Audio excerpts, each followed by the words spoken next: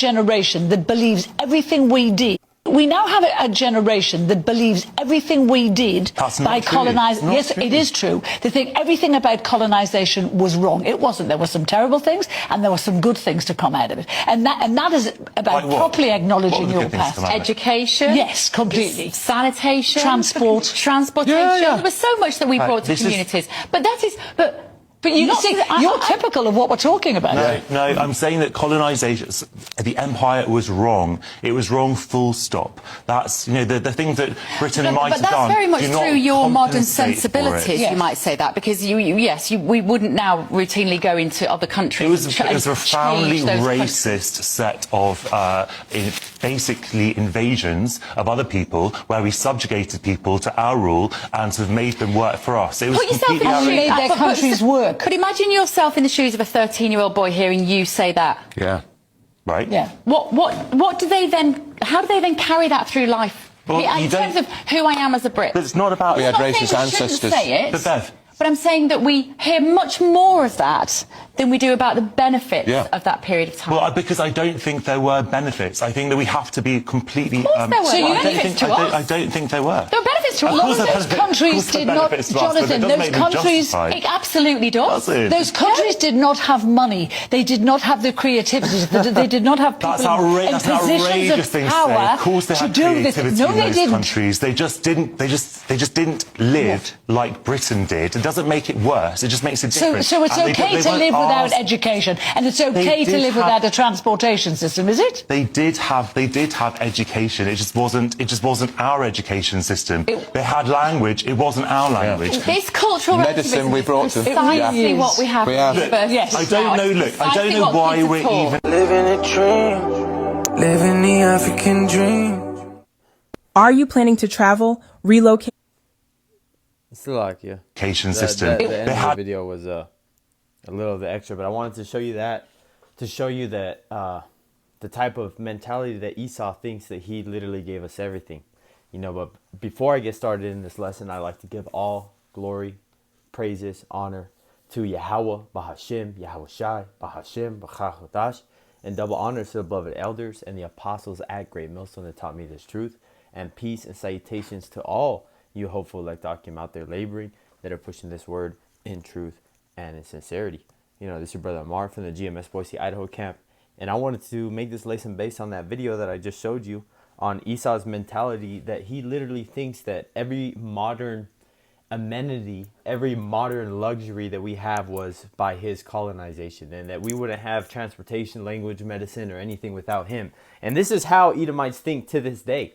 To this day, they have that pride, thinking that we would be savages, just killing each other. But we all know, that it was only according to prophecy and the Lord giving him wisdom and understanding to the sense to make these killing instruments more effective, that was able to take down Jake on a scale, of a whole nation. All 12 tribes got taken down, and Esau, Edom, is being the last one in power at in the end of days, and the Lord took him from being a caveman from the dark ages, grunting, not even having a language, to making nuclear physicists work on projects like CERN, rockets, planes, cell phone, digital communication, telepathic communication, all types of stuff Esau has been able to dibble and dabble in, only to make prophecy happen and to make this devil be able to think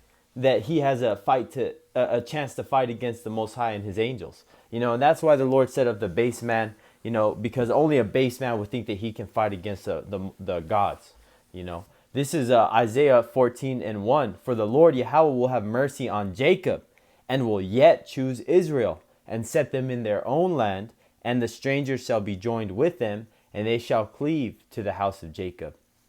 And the people shall take them, and that ultimately, the Lord is going to choose Israel. And the strangers is all the different Israelites that didn't know each other, all going to come together as brothers, and sisters, all come together, as the elect, that remnant. Verse 2, and the people shall take them. The Israelites are going to take these heathen nations and bring them to their place. And the house of Israel shall possess them in the land of the Lord for servants and handmaids. We're going to subjugate these nations. And they shall take them captives, whose captives they were, and they shall rule over their oppressors.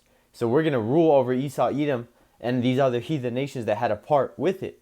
You know, so again, man, don't let these damn heathens think that they're going to have a chance. And I'm going to get Micah 5:15. This is, and I will execute vengeance in anger and fury upon the heathen, such as they have not heard.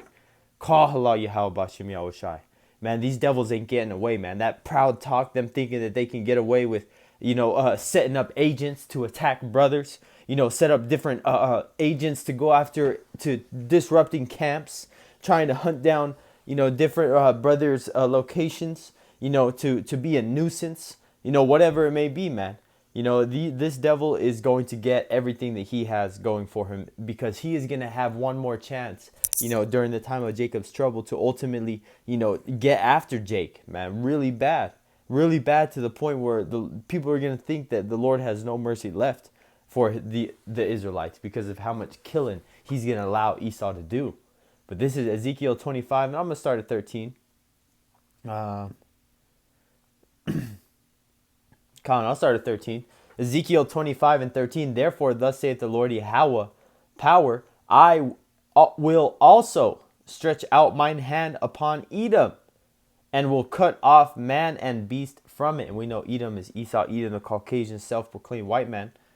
And I will make it desolate from Teman. Teman would be your modern day Germans, which are the brains of the operation, I guess you could say. The great inventors, the engineers of Esau, Edom, come from the German, empire, the different mechanics and complicated machinery, that's Teman.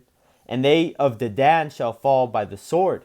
Esau, Edom is going to go out violently because he started all his nations through violence. Verse 14, and I will lay my vengeance upon Edom by the hand of my people Israel. So yes, Jake, you're going to be able to get your chance. But the Lord is going to have to endow you with spiritual powers. And the elect are going to get the spiritual powers. Certain brothers, whatever, be healing, taking flight, laser beams, whatever it is, man. Ultimately, the elect are going to be able to get in on the action to get Esau, Edom, as well as these heathen nations. And they shall do in Edom according to mine anger and according to my fury. And they shall know my vengeance, saith the Lord Yahweh Ba'ashem Yahushai, power. So again, man, this devil's got a lot coming for him. And the Lord is always going to have this perpetual hatred for Esau, Edom. And I wanted to go toward that, made me think of this. I'm looking at my Bible. Got some notes right here, going through the Spirit. Ezekiel 35 and verse 2. Son of man, set thy face against Mount Seir and prophesy against it. So the key thing of prophecy is to know who these different nationalities apply to. And Esau, Edom, no, is not Japhet. Stupid ass Ron Dalton with the Hebrews to Negroes talking about, oh, you scared to debate. No, man, we don't do debates for monetary gain. Nor are we going to entertain some fucking clown that come up making money off of the ministry, man. Again, man, we're going to prophesy against Mount Seir, not try to assimilate him into the different nations to get him mercy, to try to wiggle his way out of the ultimate destruction of being the only nation that's not promised mercy. Man, of all those jakes that are trying to save Esau, Edom, man, fuck you too. And y'all can get the same judgment with them because y'all most likely a part of the number of the 2/3. And that's why the Lord is going to bring judgment. It's going to get worse and worse and worse. Y'all jakes are going to suffer, and y'all are going to try to run to the camps. But guess what, man? The doors are closed. There's been brothers that doors are closed in the sense that it's not as easy to get access and get into, I guess you could say, the fold as it was even 5 years ago, because a lot of bug outs have come and gone in the sense that they're only here for different reasons, man. And people getting scared, man. If you're not scared already in the sense that you fear Yahweh Ba'ashem Yahushai and you're trying to do everything that you can to labor and push this word and put the fear in Jake, man, and put yourself as a living sacrifice, hey, man, then I don't know what to tell you, man. You're just a like Klaus Schwab says, a useless eater if the Lord doesn't choose to have mercy on you in these last days. You know, so, hey, get right or get left, because these devils are proud as ever, and they're coming for you, Jake. You know, and the laws are going to be on their side, so you're going to have no freedom to run to except Yahweh Bashim Yahushai. So establish that relationship right now while you can, while the doors are open. Because who knows if the Lord is going to hear you.